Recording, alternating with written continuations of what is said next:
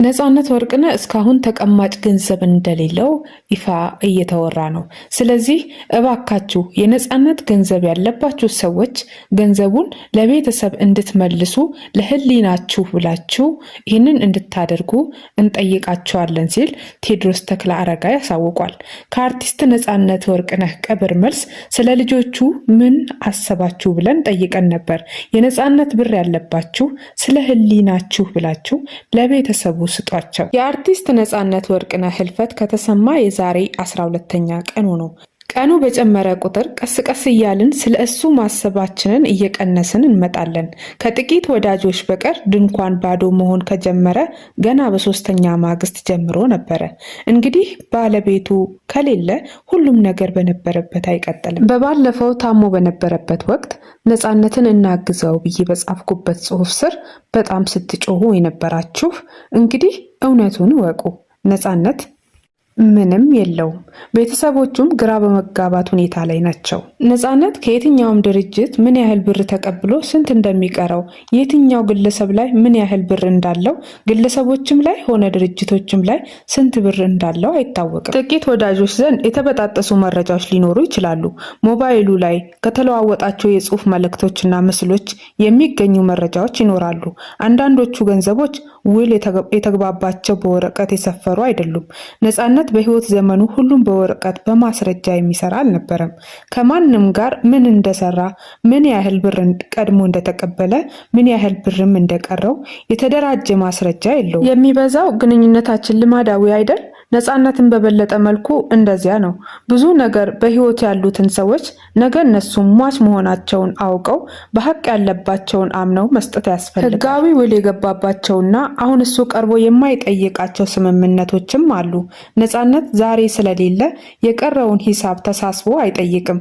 በአጠቃላይ ስምምነቶቹ፣ ብድሮቹ፣ ስጦታዎቹ፣ አደራዎቹ ወዘት አብረው ላልኖረች ነገ ልጆቿን አባታቸው ባሳደገበትና ባስተማረበት መንገድ እንዴት እንደሚወስዳቸው ግራ ለገባት እናትና ልጆች ከፊታቸው ያለው ጊዜ አስፈሪ ነው።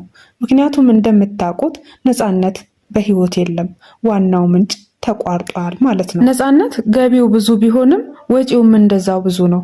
3 ልጆቹን አሜሪካ የትምህርት ቤት ክፍያቸውን እየከፈለ ሲያስተምራቸው ቆይቷል። ብር ወደ ዶላር ተቀይሮ አሜሪካ 3 ልጆች የትምህርት ቤት ክፍያ ከፍሎ ማስተማር እንደምታውቁት ነው። የሚያስፈልጋቸውን ማሟላት ኪስን ባዶ የሚያደርግ፣ በዚያ ላይ የበዛ ጋባዥነትና ሰጭነት ሲጨመርበት ማሰብ ነው። ነፃነት አዲስ አበባ ተቀምጦ ልጆችን አሜሪካ የሚያስተምር መልካምና ጀግና አባት ነበር። እዚህን ንዑስ ዓመት ከፍሎ ቀጣውን ሲደርስ እንደሚከፍል ነበር እናትም አባትም አምነው የተቀመጡት። አልሆነም። ከእንግዲህ የነፃነት ልጆች የትምህርት ቤት ሊከፍል አይችልም። ከሚቀጥለው ንዑስ ዓመት ጀምሮ የነፃነት ልጆች የትምህርት ቤት የሚከፍልላቸው አባት የላቸውም። ሚስቱ ለምን አላለቀሰችም እያላችሁ አንዳንዶቻችሁ ስታብጠለጥሏት ነበረ፣ እኔንም ጨምሮ። እንደምታውቁት ንጹህ የነፃነት ባለቤት የልጆቿን አባት ነው ያጣችው። እናም ይህንን ሁሉ ስታወጣና ስታወርድ ሊሆን ይችላል ያጣችው የልጆቿን አባት ብቻ ሳይሆን የልጆቿን ቀጣይ ተስፋም ጭምር ነው። ነፃነት የባንክ ሂሳቡ በገቢዎች ታግዶ ገንዘብ የሚያዘዋውረው በወዳጆቹ የባንክ አካውንት ነው።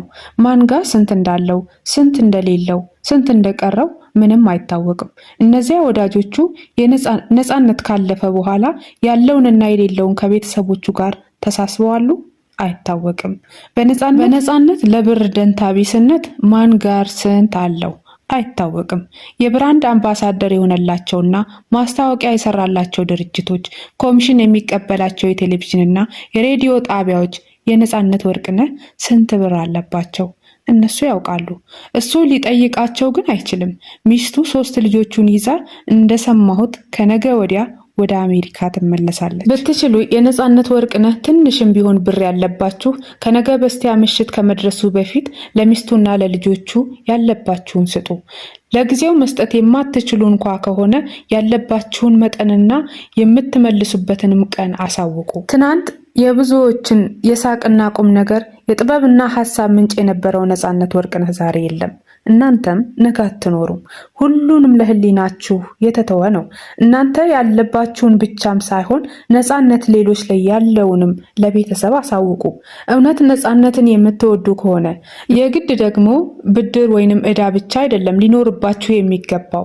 አብሯችሁ የስራ የምትወዱት የምታደንቁት በስራዎቹ የተጠቀማችሁ ከወዳጅነቱ ያተረፋችሁ ሁሉ ስለ ልጆቹ አስቡ። ነፃነት እዚህ ተቀምጦ ለትምህርት ቤት ሲከፍልና ልጆቹን ሲያሳድግ ምንም ነገር መያዝን ማትረፍን አልቻለም። ስለዚህ እባካችሁ የነፃነት ገንዘብ ያለባችሁ ሰዎች ከነገ በስቲያ ከመድረሱ በፊት ለባለቤቱና ለልጆቹ እንድትመልሱ በአክብሮት እንጠይቃለን።